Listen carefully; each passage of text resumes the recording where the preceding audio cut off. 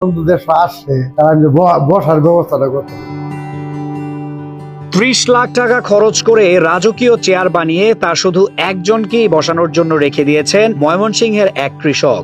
আর তিনি হলেন বিএনপির ভারপ্রাপ্ত চেয়ারম্যান তারেক রহমান। হবিরবাড়ি ইউনিয়নের কৃষক আব্দুল মোতালেবের জীবনের দীর্ঘ প্রতিজ্ঞা এই চেয়ারকে ঘিরে। ২০০৪ সালে তারেক রহমান তার বাড়িতে গিয়েছিলেন, কিন্তু সেদিন বসানোর মতো উপযুক্ত চেয়ার দিতে না পারার অপমান আর আক্ষেপই তাকে এই রাজকীয় আসন তৈরিতে উদ্বুদ্ধ করেছে। ২০০৪ সালে তারেক রহমান রাজনৈতিক সফরে মোতালেবের বাড়িতে গিয়েছিলেন, কিন্তু সেদিন নেতাকে বসানোর মতো উপযুক্ত চেয়ার তার হাতে ছিল না। এই ঘটনায় তার হৃদয়ে গভীর ক্ষত তৈরি করে।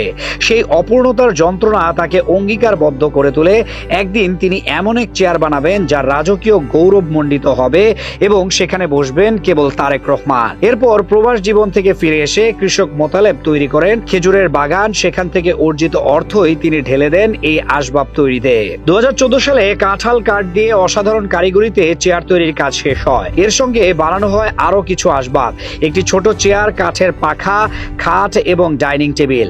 স্থানীয় কারিগর সুজন মিস্ত্রি দীর্ঘ কয়েক বছর ধরে কঠোর পরিশ্রমে এগুলো নির্মাণ করেন। মোতালেব কঠোর শর্ত দেন, এই নকশা অন্য কারো জন্য ব্যবহার করা যাবে না।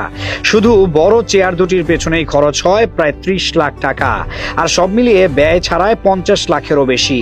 এক সাধারণ কৃষকের জন্য এই বিনিয়োগ অকল্পনীয় হলেও তার কাছে এটি নিছক অর্থের বিষয় নয়, বরং রাজনৈতিক আনুগত্য ও আবেগের প্রতীক। গত এক দশকের বেশি সময় ধরে এই চেয়ারটি খালি অবস্থায় সংরক্ষিত রয়েছে। কোনো আত্মীয় স্বজন, এমনকি পরিবারের সদস্যদেরও তিনি বসতে দেননি।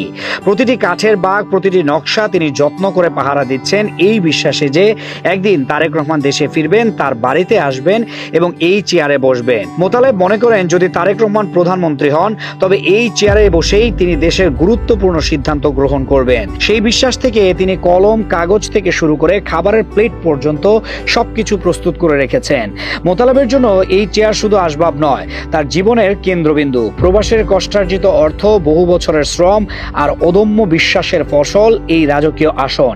তিনি প্রায়ই বলেন, আমার কোনো চাওয়া পাওয়া নাই, শুধু চাই আমার নেতা একদিন আসুক, বসুক, আমি সেটা চোখে দেখি। এমনকি মৃত্যুর প্রহরেও তিনি কেবল এই আশায় বেঁচে আছেন যে প্রিয় নেতাকে একবার আসনে বসে দেখতে পাবেন।